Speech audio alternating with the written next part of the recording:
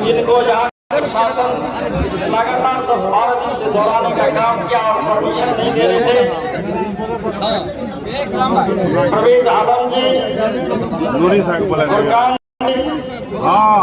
कमलों के राष्ट्रीय जनता दल के बिहार के वरिष्ठ नेता प्रोफेसर आदरणीय खालिद साहब,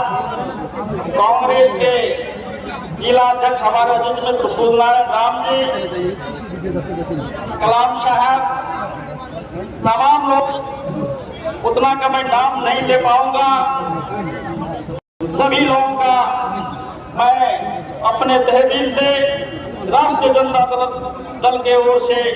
हार्दिक अभिनंदन करता हूं, आदाब सलाम नमस्कार करता हूं। आप लोगों ने इस चिलचिलाती धूप में यह सरकार जो लोगों को वस्त्र से पहचानने का काम करता है, जब से ये सरकार बनी हिंदुस्तान को बर्बाद करके रख दिया है।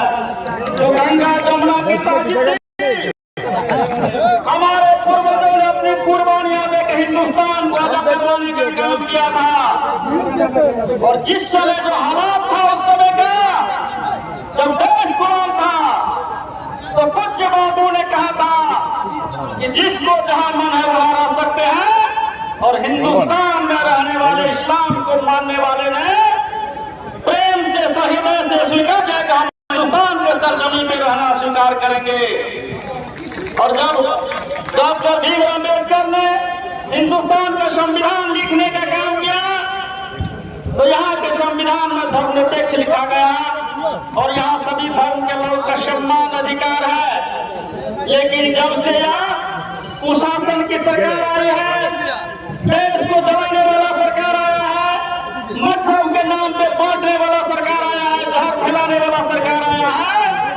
तब से हिंदू मुस्लिम सिख ईसाई बौद्ध जैन में लगा के बर्बाद करता है हिंदुस्तान को। आज जितने 2014 से पहले रोके हिंदुस्तान के गरीब को छलने का काम किया, कहा कि मेरी माँ दूसरे के घर में चौका बर्तन का काम करती थी, हम बाप के साथ चाय का कप धरा करते थे, चाय बेचने का काम करते थे।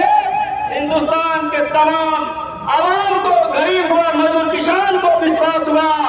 यदि हिंदुस्तान में एक गरीब का बेटा, एक चाय बेचने वाला का बेटा, एक घर में चौका बर्तन करने वाली की बेटा यहाँ के प्रधानमंत्री बनेंगे, हिंदुस्तान का कायाकल्प हो जाएगा। लेकिन मित्रों, जब से यह सरकार आई है, तब से उसको हिंदू, मुसलमान, पाकिस्तान, कश्मीर छोड़ के कोई शब्द नहीं मिला है। आज कालाधन के बदले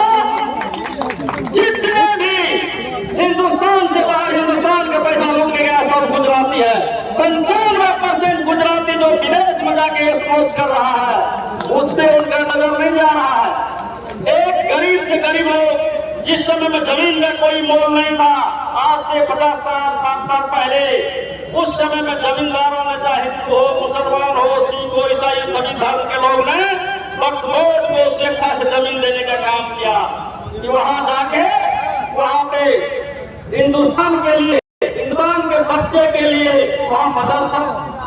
तमाम ऐसा काम होगा जिससे हिंदुस्तान के आवाम को उससे फायदा मिलेगा, फैसिलिटी मिलेगा। लेकिन ये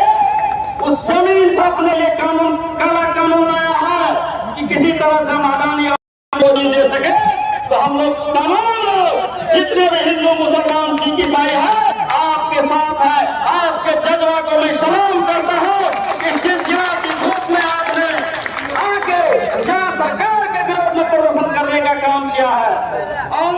आपको पहले मैं नमन करता हूँ कि इतनी विशाल कार्यक्रम में आपने शालीनतापूर्वक ढेर से किसी को बिना कोई तकलीफ पहुंचाए झिझकिया से यहाँ तक पहुंचने का काम किया। और जहाँ भी मैंने आया है, सब जगह में बड़ा शांतिपूर्ण ढंग से यह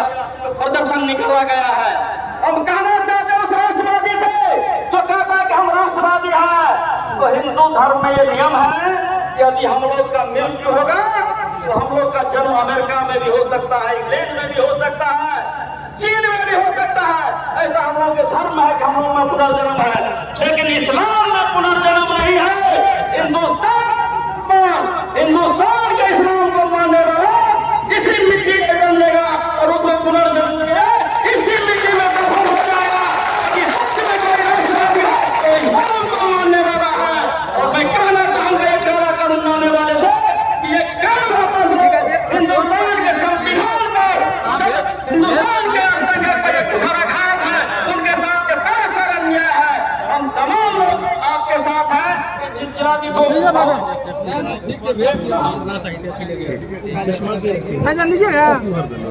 मैं आप तमाम लोगों का चंदन बंदन अभिनंदन करते हुए अपनी वाणी को विराम दे रहा हूं और आप तमाम लोगों के संघर्ष में